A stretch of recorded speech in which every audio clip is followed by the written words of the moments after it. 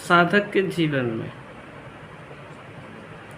यदि जागरूकता नहीं है और साधक जागरूक नहीं है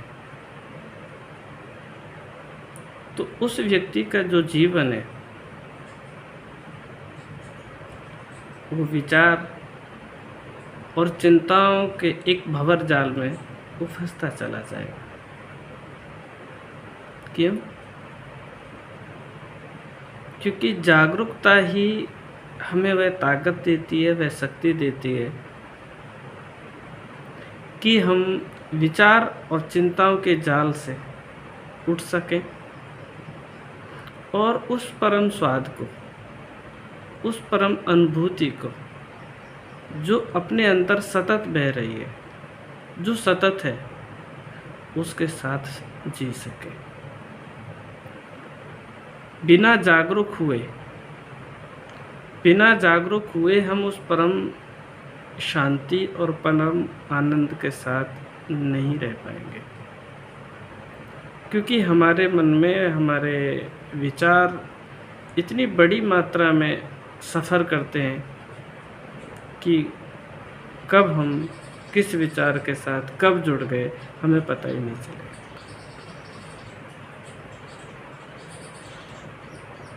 क्योंकि जागरूक व्यक्ति ही उस महत्व को समझ सकता है कि वो विचार और चिंताओं के जाल से जागरूक हो करके कैसे उनसे वो मुक्त होता है। कि जागरूक हो करके तुम्हारी एनर्जी जो उन विचार और जो उन चिंताओं में जो बह रही थी और जागरूक होते ही वो एनर्जी तुम्हारी तुम में लौट आती है।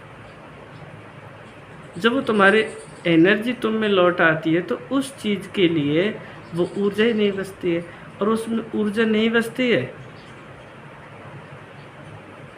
तो फिर वो चिंताएं और वो विचार आपको परेशान नहीं करेंगे। क्यों?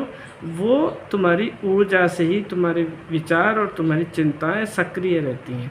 जब तुम उनको ऊर्जा ही नहीं दोगे और अपनी ऊर्जा को समेट के अपने आप में विश्राम में लगाओ, शांति में लगाओ, आनंद में लगाओ, प्रेम में दो, तो वही एनर्जी आपका प्रेम, आनंद और शांति का स्वरूप लेकर एक महासागर बन जाएगी।